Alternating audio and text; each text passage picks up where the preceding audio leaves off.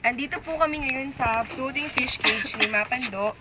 At ipakita po niya sa amin yung pagpapakain, mga ganun.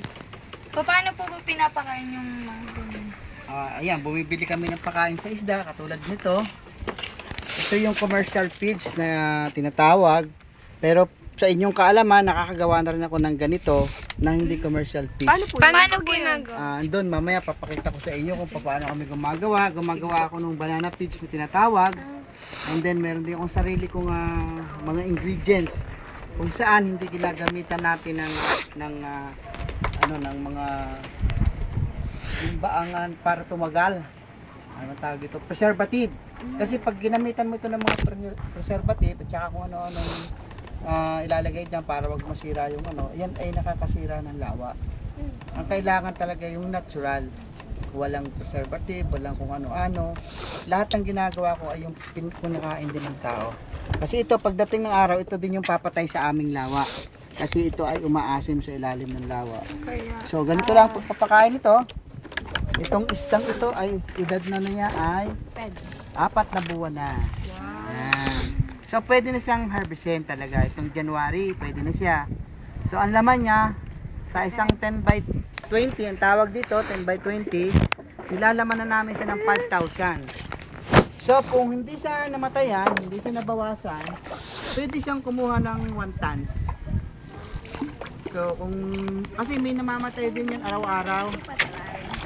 Saan po kayo nakakuha ng mga isda niya? Kami ay may paanakan din kami. Napasimilya kami.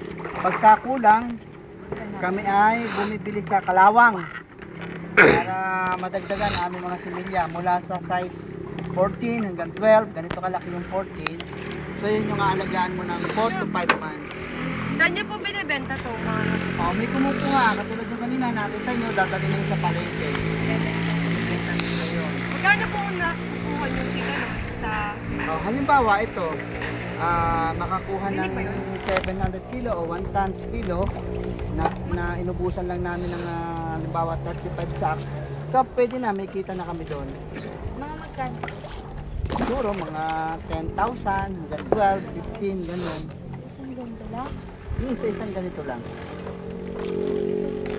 Pag minsan talagang jackpot ka, pwedeng kung ano yung puhunan mo, siya rin yung tubo.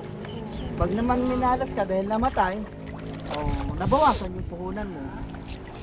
Ganun yun. Paano po may bagyo? Ayun ang nakakatakot. Kasi nung isang bumagyo, lahat ng kubo sa laot nawala. So bakit may kubo? Kailangan kasi may kubo talaga. Kasi may time na tag-ulan. Pag nagpapakain kami, umuulan. At saka lagayan ng aming mga pakain para hindi nababasa. Ba't nagamit po kayo nito? Nalin? Ito pong commercial. Kasi hindi ako ngayon nakakagawa ng sarili kong feeds. Gagawa po tayo mamaya? Gawa ng abala ako sa pagkakakandidato ko.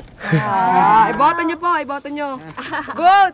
Kaya ako gusto kong kandidato, gusto ko kasi magkaroon ng Fisher Folk Representative ang ating mga mangingisda. Kasama na rin ang mga magsasaka. Kasi Yun o, may isda. yung iba nakikita nyo dyan, may halaman. Ito, orange o, ayun o. Yung iba dyan halaman. Pagkatapos magpakain ng isda, maghahalaman naman sila. Hindi lang sa sa mga isda. Kaya gusto ko sana mahawakan agriculture.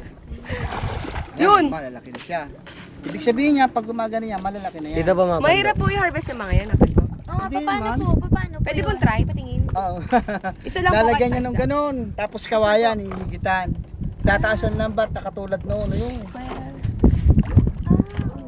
Kaya sigurado nyo po talagang lahat ay nakukuha nyo. Oo, lahat yan, makukuha yan. Kasi yan naman parang kulambong nakatihaya lang. Kaya lang, malaki siya. Pwede po sample? Pwede bang makuha? Pwede po bang sample? Kinukuha namin. Dapat siya pag Dito, mga isda. Mapando, mga ilang taon na tong isdang to? Ayan. Ilang buwan? Mga 4 months pa lang siya. Pwede po kayo yun? Pwede na. Kahit naman maliit, pwede. Pwede po pa ihap. Pwede. Basta pa time ng harvest. Hindi sila nag-harvest.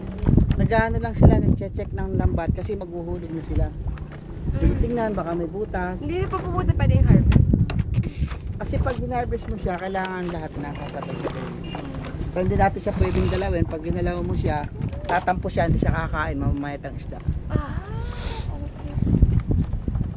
So, mamatay na. Pwede siyang galawin kung time na siya ng harvest. Ganun. Alin? Oo, dali mo. Okay. Ganyan lang kasimple ang hanap buhay. Para kami problema, dito lang kayo, Dok. Upo lang kayo dito. Sarap-sarap dito. Paano po pag wala kayo na harvest? Paano po yung pang araw-araw niyo? Ito yung Ayun nga, kubo. nahuhuli kami ng mga isda sa laot. Yung mga alpa. Ah, Ayan. Ito, Ano aming meron? higaan sa gabi. Para nagbabantay din kasi kami. Kailangan magbantay ka ng sarili mong isda. Kasi meron din namang ibang tao na nakikialam ng hindi kanya. Babantayan mo talaga. nangyari na po ba sa inyo yun? Yung parang... Yes, nangyari na. Tapos, may time kami, may kalaban kami. Kasi itong ating Seven Lake, ito ay Crater Lake. May time ito na sumasama yung tubig. Itong Pasko, yung papasko na ganyan, malamig yung panahon. Pag lumamig yung panahon, siyempre lalamig yung ibabaw ng tubig. Magpaparehas yung lamig nung sa ibabaw at saka sa ilalim. Yung tinatawag na, kunyari 90 degree Fahrenheit, yung lamig sa ilalim, nagparehas din sa ibabaw. Pag lumamig ang tubig ay bumibigat. So babagsak siya, mag-overturn yung tubig. Yung nasa ilalim yan ng iibabaw, magkukulay suka yan. Ah? So, nawawala oxygen ng lake. Kaya yung mga alpas na, mga wild na isda, at saka alaga namin, ayun gaganyan-ganyan sa ibabaw. Humahagilap sila ng oxygen. Kaya minsan may time na namamatay. Hindi dahil sa crowded, kundi talagang yearly nangyayari yon. Yung pagduong na tinatawag. Pati yung malalaking isda, madadampot mo na lang sila, parang lasing, ganun. Hello? Kahit nung wala pang Pwede cages, nangyayari na yon. Yung mga ganun po bang isla, pwede pa rin pong kainin? Yes, pwede pa. Wag lang siya na, basta yun naman kailangan naman parang nahihilo dahil kinukulang sa oxygen, pwede mo siyang makuha. Sige. Salamat po. Naman. Uy, yung paggawa nito, gagawin po tayo.